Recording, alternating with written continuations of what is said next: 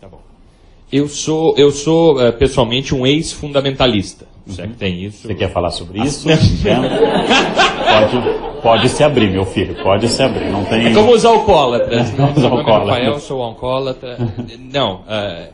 Eu fiz certas coisas, atitudes, tomei certas atitudes e fiz certos atos que hoje eu olho para o meu passado e eu falo, isso é inaceitável. Eu deveria ter sido preso, deveria ter sido encarcerado, de uma certa forma. Na minha vida pessoal, eu vejo a libertação do fundamentalismo. E hoje eu olho e penso que o fundamentalismo deveria ser combatido do mesmo jeito que a gente combate o nazismo, por exemplo, ou o racismo. Eu acho que eles estão basicamente no mesmo grupo. Qual que é a sua opinião, professor? Eu não sei exatamente qual o seu grau de fundamentalismo, e nem se é muito segura a resposta que eu vou lhe dar, pelo que ela possa despertar biograficamente. Em todo caso, existe uma proposta de um professor chamado Francis Wolff, num livro chamado Civilização e Barbárie, em que ele faz a seguinte pergunta: quem é o bárbaro atual? O livro, organizado pelo professor Adalto Novaes, se chama Civilização e Barbárie. E um dos primeiros artigos pergunta quem é o bárbaro. A tendência grega tradicional era dizer, é bárbaro quem não fala grego, quem está fora da minha cultura. Para o latino, é bárbaro todo mundo que está fora do mundo romano. Para o chinês, é bárbaro todo mundo que não seja chinês. Bem, o bárbaro era visto como não civilizado. A proposta desse texto é pensar que a barbárie floresceu, por exemplo, no exemplo citado, o nazismo, no país mais culto da Europa, que era a Alemanha. No país que lia Kant em alemão. Tentem imaginar o que é isso, ler Kant em alemão. O país que lia Kant em alemão, que produziu Bach e Beethoven, que para os austríacos, Beethoven é austríaco e Hitler é alemão, e para os alemães, Beethoven é austríaco e Hitler o país que produziu tanta cultura formal sediou uma das experiências mais bárbaras do século XX, e um modelo de barbárie. O que propõe o Wolff nesse texto? É bárbaro todo aquele que propõe, com a sua teoria, a exclusão do outro.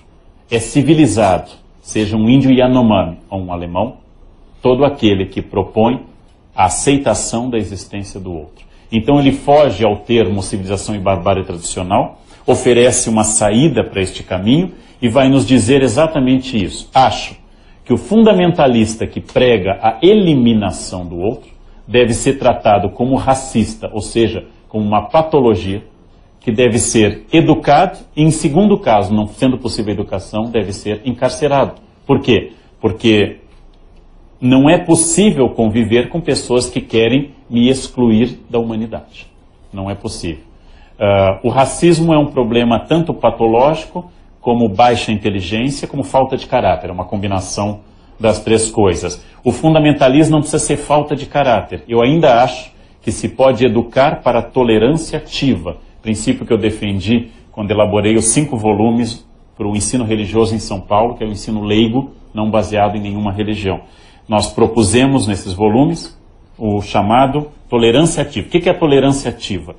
Não é que eu tolero que você seja presbiteriano e eu católico. Não é que eu tolero. Eu acho fundamental que exista essa diversidade. E não existiria mundo, e o mundo seria um lugar terrível, se você não fosse presbiteriano e eu católico. Isso é tolerância ativa. Não é que eu diga assim, não, até tolero o gay, desde que não chegue perto, né? Não, é fundamental que existam gays. É fundamental que existam pessoas de diversas etnias. É fundamental que existam diversas opiniões, inclusive contrárias à minha. Essas divergências tornam o mundo um local rico. Quem aceita isso é civilizado.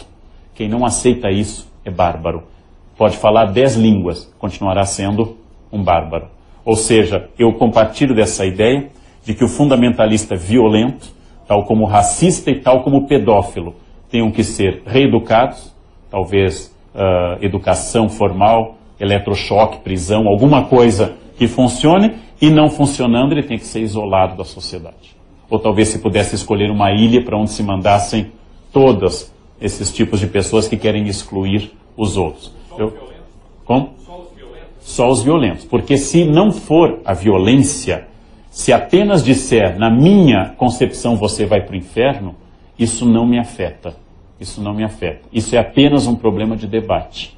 Na verdade, o limite da liberdade É o limite de eu poder expressar e a questão da defesa da dignidade do corpo, em particular. Agora, se alguém acha que eu vou para o inferno por algum motivo, eu também reconheço o direito dessa pessoa de me mandar para o inferno.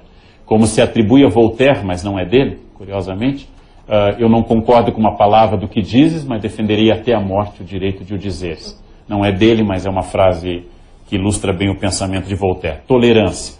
É fácil ser tolerante com a ideia parecida com a minha. É difícil ser tolerante com a ideia oposta à minha. É o choque entre polos que não conseguem entender que o outro possa estar correto. E aí as próprias religiões dão uma solução. O primeiro princípio é chamada regra áurea, comum a quase todas as religiões. Não fazer ao outro que não quer que seja feito a si. Essa regra áurea, que o Norman Rockwell fez um pôster que está na ONU, é a norma básica. Colocar-se no lugar do outro e, segundo os budistas e cristãos, ter compaixão. O que significa isso? Compatio, em latim. Eu sinto junto.